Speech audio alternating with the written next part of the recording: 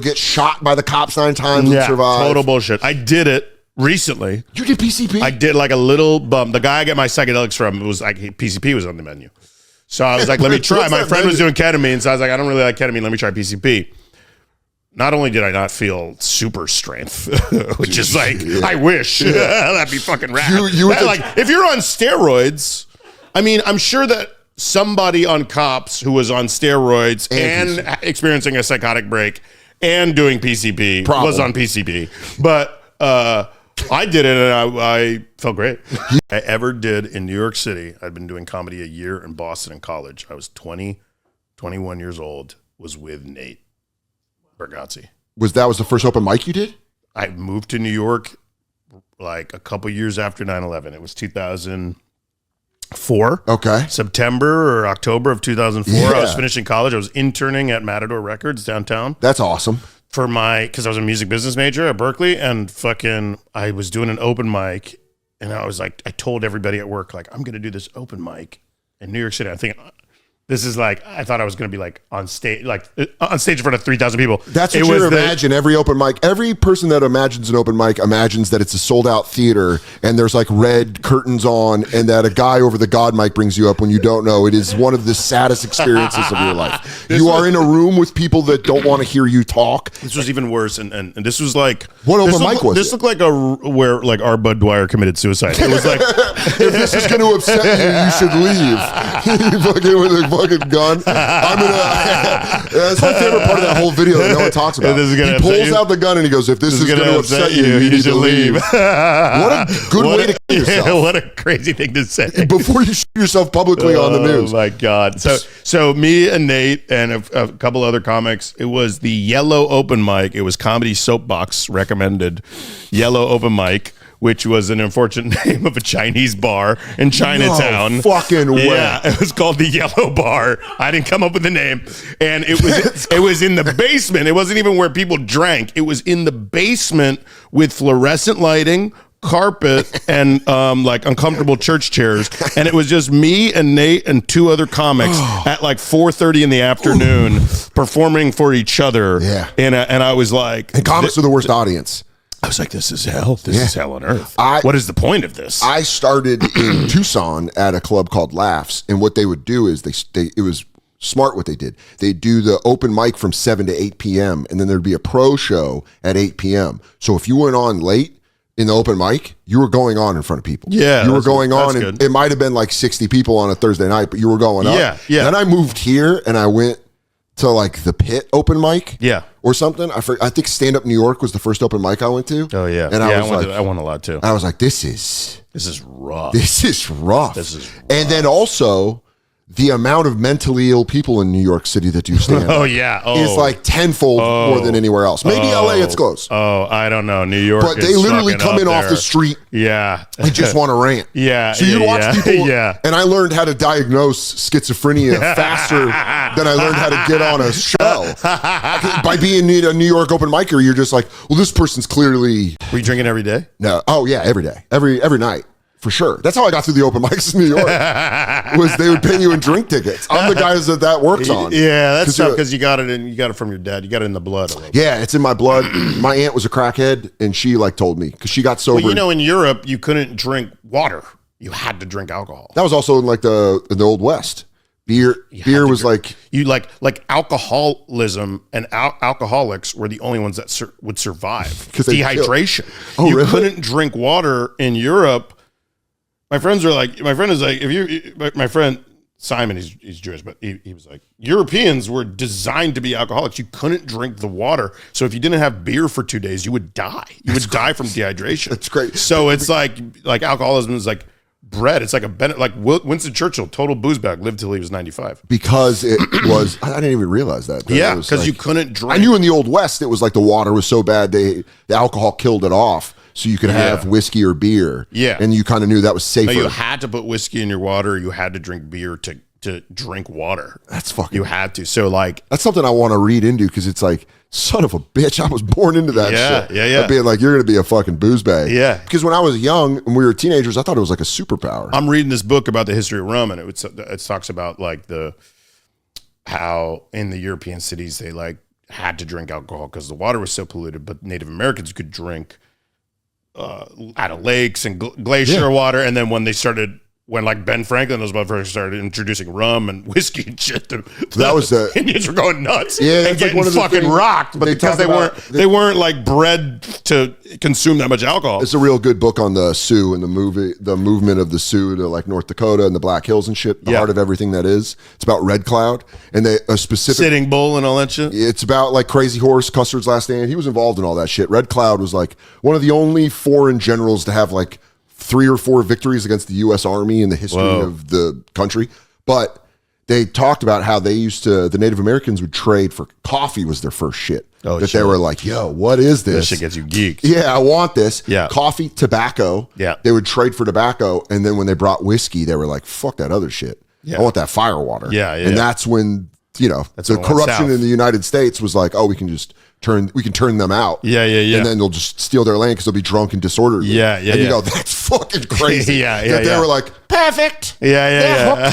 As we all are. But I didn't know it was like, it's already in my blood. Yeah, it's in the blood. Yeah. That makes a lot of fucking sense. It's in the blood. It's also why it was the way to decontaminate water. Yeah, because it's easier than decontaminating the water source. It's just going like... Well, they were just like shitting and pissing in the streets.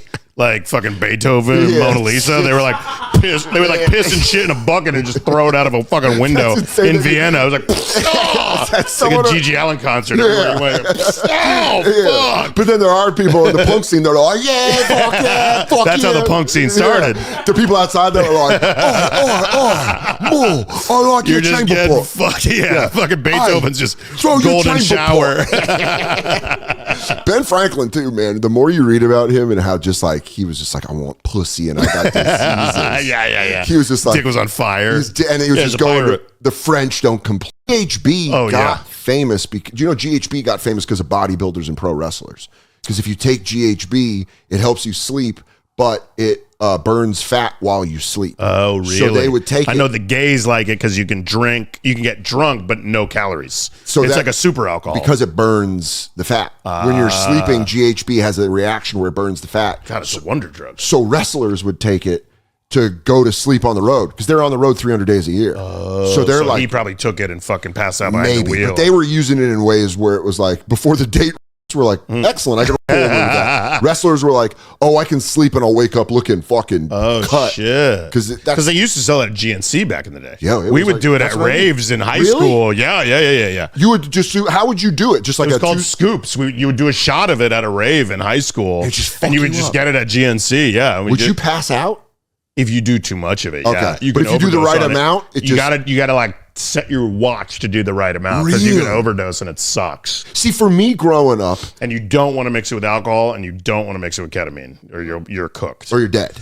You're not in good shape. So that was always the fear for me, was like that kind of shit was scary to me. But then doing bong rips and drinking a fucking half a bottle of whiskey, I was like, well, that's normal. Yeah, but I'm from Florida, so we're like any drug ever. We would spray our weed with Raid and bug spray and shit. Yeah. When did you first see? At Cloud9 would dip the weed in embalming fluid. Well, that's Sherman, baby. That's just going Sherman. That's getting wet. Yeah, we were fucking nuts. When did you ever see bath salts?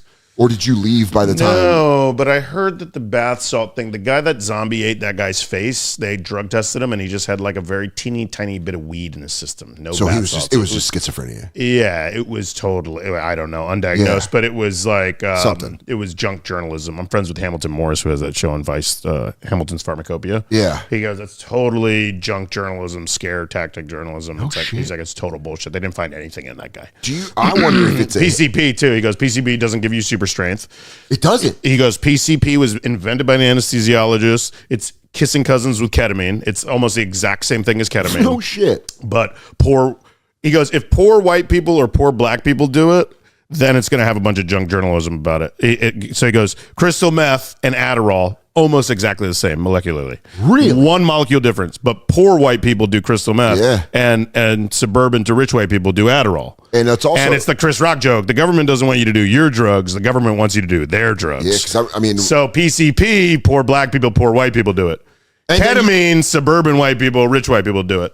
He's like, it's almost the same drug. Invented for the same reasons. Both invented by anesthesiologists. Because when crystal we were meth, there, Adderall, same drug. Especially early 90s, early mid 90s, PCP was if you take it, you'll break through the handcuffs of the police. Yeah, you'll break through the handcuff. You'll peel off your hand. Complete bullshit. You'll get shot by the cops 9 times and survive. Total bullshit. I did it recently. You did PCP? I did like a little bump. The guy I get my psychedelics from was like PCP was on the menu. So I was like, let me try. My friend was doing ketamine, so I was like, I don't really like ketamine. Let me try PCP. Not only did I not feel super strength, which is like, I wish that'd be fucking rad. Like, if you're on steroids, I mean, I'm sure that somebody on cops who was on steroids and experiencing a psychotic break and doing PCP was on PCP, but I did it and I felt great. You grabbing an Olympic. I just did a little bump though. I didn't do like a fucking. But you grabbing like a clean and jerk from the Olympics and being like, and popping both your shoulders out. But that's, you know what I mean? It's like, I didn't even know that. I didn't know PCP was molecularly the same as, because I knew kids doing ketamine in high school. I don't know if it's exactly the same, but it's like, it was invented for the same reason. One scientist invented it for. They're both invented by anesthesiologists. You know what's funny is about the government thing was when I lived in Tucson, it was the first major crackdown on selling Sudafed because they were turning it into crystal meth. Right. And really, that's just the government going, no, you can't go make it yourself. Yeah. We got to get it from us. Yeah. So they were just cooking it up. So Adderall, Vyvanse, it's just part of the amphetamine family. It's the same thing Hitler would shoot up. Yeah, I was just listening. It's not that different. And also crack and cocaine are almost exactly the same. The only difference between crack is the baking soda. It's the same. It's the same. But you smoke crack and you snort cocaine, but they're the same. I have a big problem with pharmaceutical ads because we're the only country. I think there's like us and one other country are the only countries that pharmaceutical ads are allowed to be on TV, where they're allowed to market the drug and skip the doctor, where they're basically allowed to go to the person and be like, which blows my mind. Hey, life could be better. Huh? But by the way, it's not even those kind of drugs. It's like complicated ones that's like, if you have thyroid cancer, you might be able to live 5 more months with this drug. And you're like, well, the doctor should be telling people. You should have learned that because you were watching fucking Wheel of Fortune. And you're like, hey, I think I found another 5 months to my life if I take this with the catchy song. Yeah. They did a parody of a famous song, and now I want to come to your office and because they're always like, consult your doctor. It's like the doctor should be fucking telling you. Yeah, that's one of the crazy things is pharmaceutical ads and gamble. I'm very loud about the gambling shit because that is just gonna ruin people the way opiates did. But I think pharmaceutical ads are right up there with like, what the fuck are we doing? I think iPhone addiction. We're gonna look back on iPhones like fucking cigarettes. We were talking about that. It's like I'm so fucking addicted to my phone. It's a fucking tragedy. I started the amount I doom scroll. I'm like, what did I just do for 2 hours? I will check out of doing something to doom scroll and then check back in and go, I just lost 3 minutes. Lost 2 hours of my life. Doing what? I used to read. Yeah. I don't read anything. Dude, that's so funny. I'm buying books again. I'm buying books again because my brain like fucking needs it. Yeah. And I'm so ADD now because the phone, I can't read. So you're going to look back on that like cigarettes. Like, holy shit, do you know they used to smoke cigarettes inside the airplane and restaurants? Do you charge? Did everybody get lung cancer? Yeah, dude, it was fucked. They put asbestos in some cigarettes. That's what we're going to look at.